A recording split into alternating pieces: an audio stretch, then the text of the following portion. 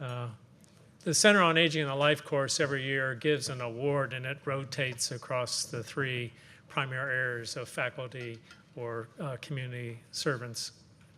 And this year it's for exceptional engagement. I'm going to ask Greg Arling. He is the Catherine Burke Professor of Nursing at Purdue University to come forward and give this year's award.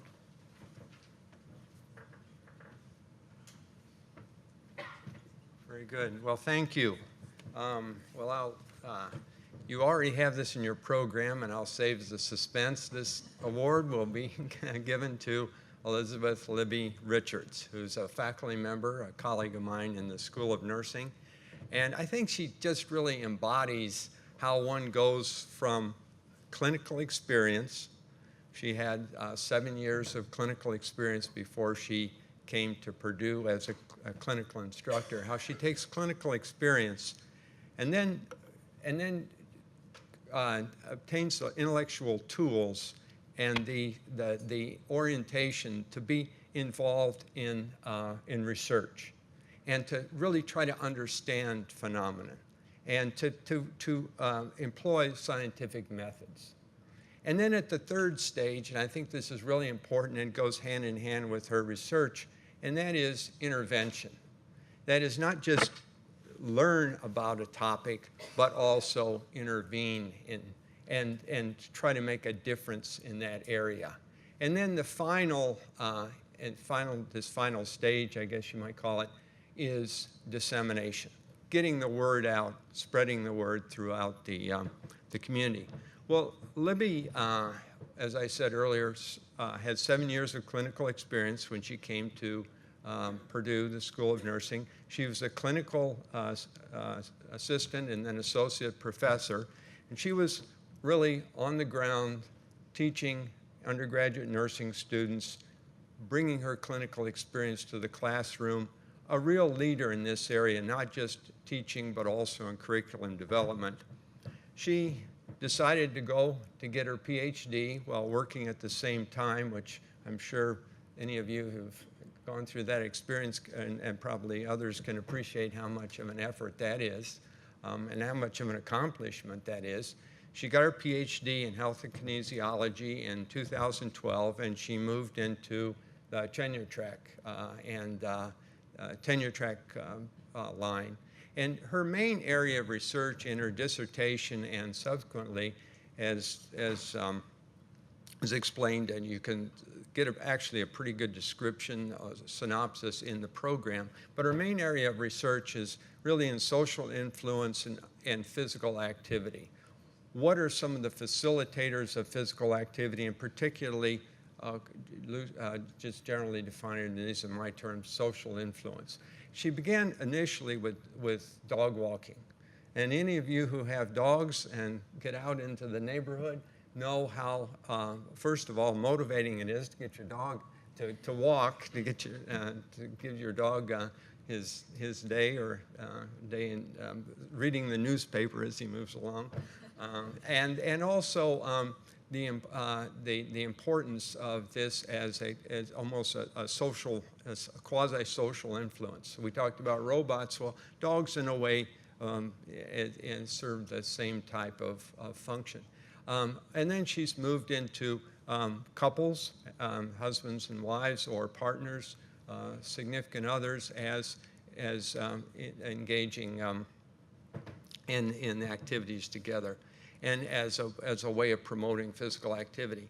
So, as I said earlier, she didn't just stop with trying to understand how social influence affected physical activity. She also has set up interventions, done clinical trials, basically tested whether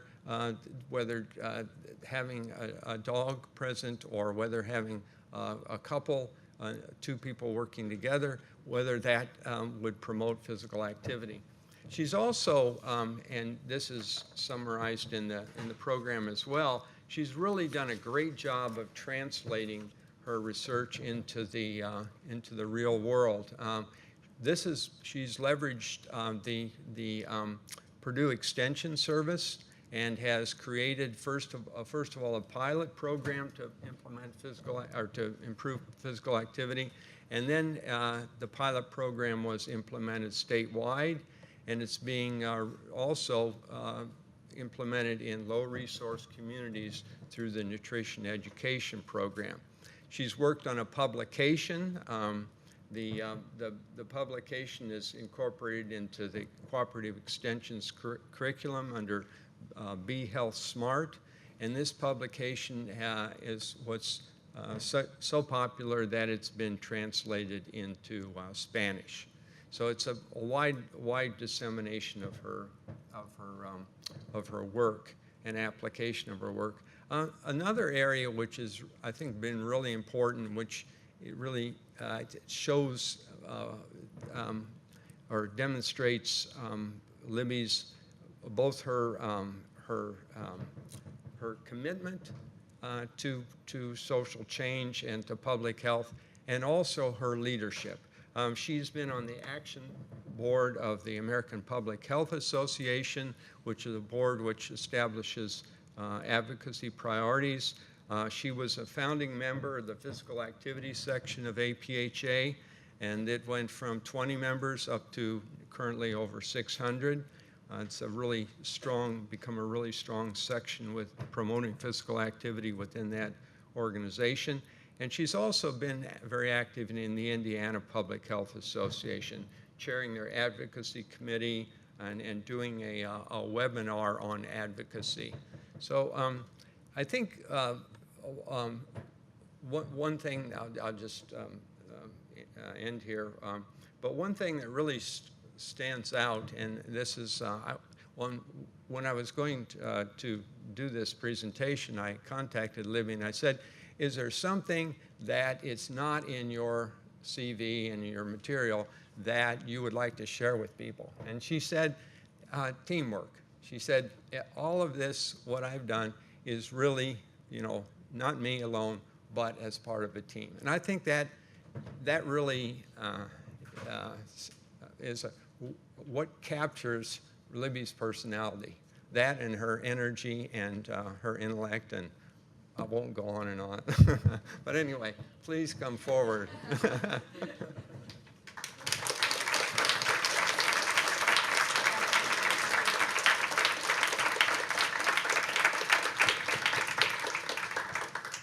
This is a very nice trophy. That is awesome. And it has your name on it and everything. That Very was good. the